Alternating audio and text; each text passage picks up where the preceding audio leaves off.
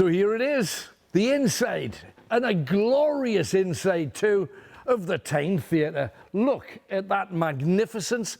It's featured in the top 4% of Grade 1 listed buildings in Britain. It was built in 1867 and it had a lot of live acts and a lot of variety, but it didn't come into its own until a man called Augustus Henry Glossop Harris took over. Now, he had been in charge very, very successfully at the Drury Lane Theatre in London.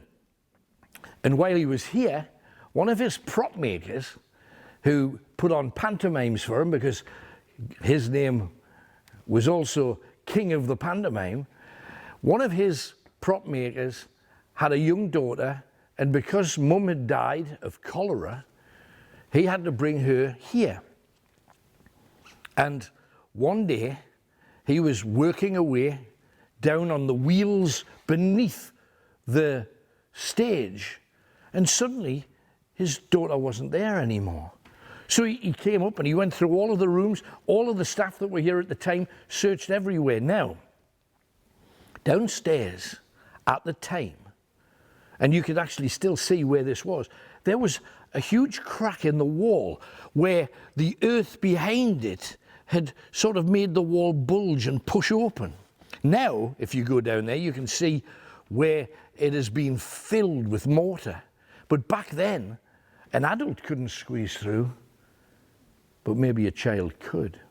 And what they didn't realize was, beneath this theatre and beneath a lot of the pubs, restaurants, shops, flats, there is a Jewish cemetery.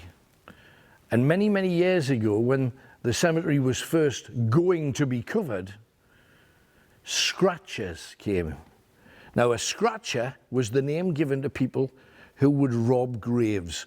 So they went into the graves. But you see, if they did this from the surface, digging down, they'd be seen by the people that were building.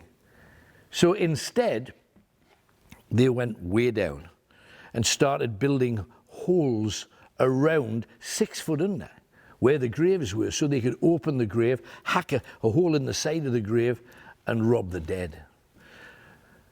Now, the father believed that his daughter may well have got into there, but there was no way for an adult to get in there. He shouted, he screamed, there was no sign of her. The official story at the time was she must have just ran out onto the street and someone's picked her up. But that child was never found. And some people believe she runs around here tugging people's sleeves. And even that isn't the big ghost story, because I want you to take a look up there to the first tier, to the left-hand side.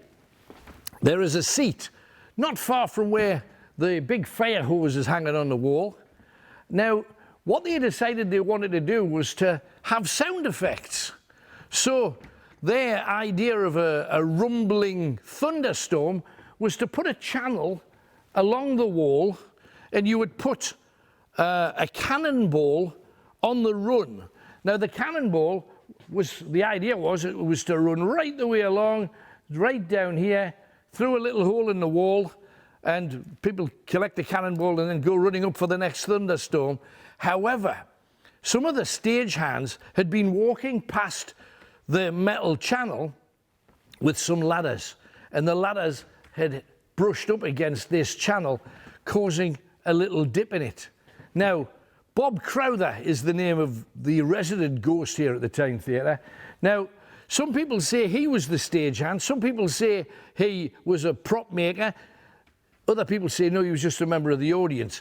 Whichever of those three you choose, he was actually sitting on a seat up there, and the cannonball was put on the track. It got to just where he was, it popped off the track and hit him full volley on his head. Now, cannonballs, we're not talking bowling balls here, cannonballs, hugely heavy, took him out. And ever since then, Bob has been heard whistling around here. People have seen him. There's been strange orbs and strange activity. There's been all kinds going on at one of the most haunted places in the northeast. The glory that is our beloved Tyne Theatre.